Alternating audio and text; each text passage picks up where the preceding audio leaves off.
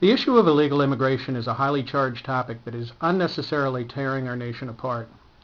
Our nation desperately needs a calm and rational discussion of this problem by honest people on both sides of the issue. And I do want to thank Chatter USA for providing a forum to do just that.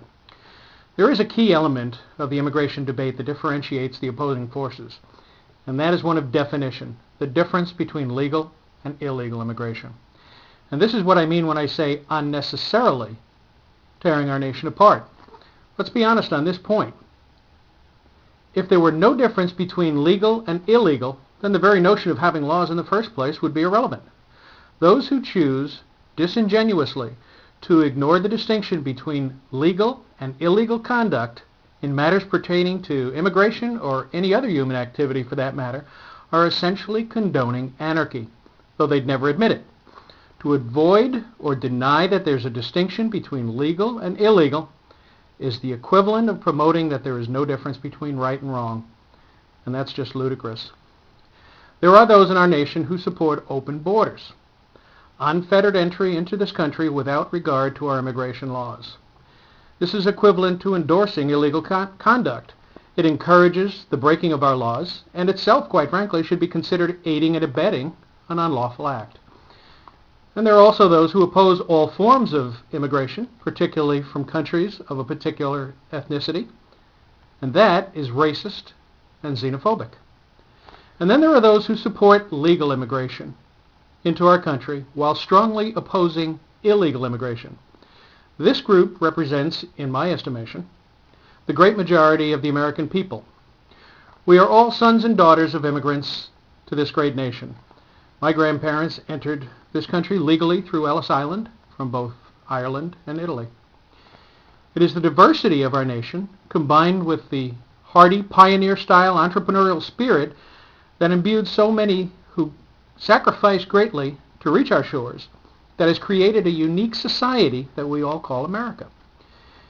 And we do have much to be proud of. America is the home of much of what has improved the standard of living of all humanity. The mass production of automobiles, the invention of the telephone, the light bulb, steam power, the airplane, the computer, the internet itself, the Salk polio vaccine, the artificial heart, the elevator, the oil well, and the list goes on and on. All of these life-enhancing realities that we take for granted were all ideas conceived and nurtured in America. This in no way suggests that other nations lack in their contributions to the improvement of humanity. Every nation contributes in their own unique way, whether it be in the arts, sciences, technology, medicine, or other important fields. However, it is the very uniqueness of the American system, the system which encourages creativity, achievement, and the entrepreneurial spirit to convert our dreams into reality, that is at the heart of the greatness of the American experiment that has generated such a flood of creativity over the years. And it's important to remember that this experiment, that of a democratic constitutional republic which was gifted to us by our founders some 230 years ago, has endured longer than any other republic in the history of mankind. And it has done so in large part because we are a nation that is committed to adhering to the rule of law. If we were to abandon that commitment to the rule of law and to following guidelines that have worked so well for us for more than 2 centuries, we would run the very real risk of unraveling the fabric of society that has bonded us together for all of these generations.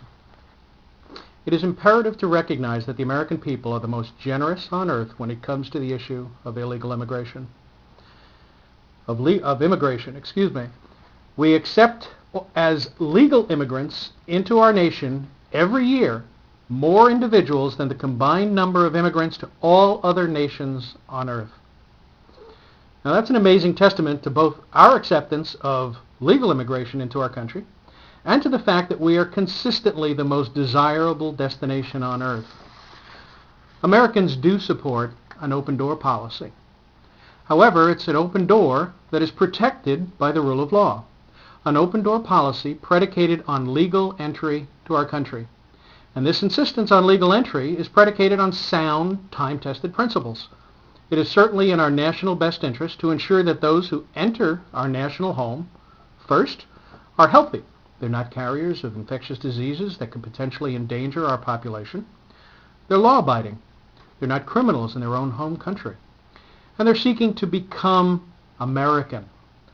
Not a hyphenated Irish American or a Polish American or a Mexican American, but one who is truly committed to becoming part of the American society and not merely looking upon America as a promising job opportunity. It is critical that we as a nation move beyond the name-calling, beyond the shrill rhetoric, and recognize that while we are all members of the same human family, which most Americans acknowledge as also being the children of God, we are at the same time a nation of laws, which must adhere to its founding principles if it is to remain a viable republic. Lastly, I encourage everyone to remember that it was one far greater than any of us mortals who counseled his fellow countrymen to, quote, render unto Caesar things which are Caesar's, and unto God the things that are God's. We must all abide by the laws of our nation, while simultaneously respecting the humanity of all of his children. Thank you.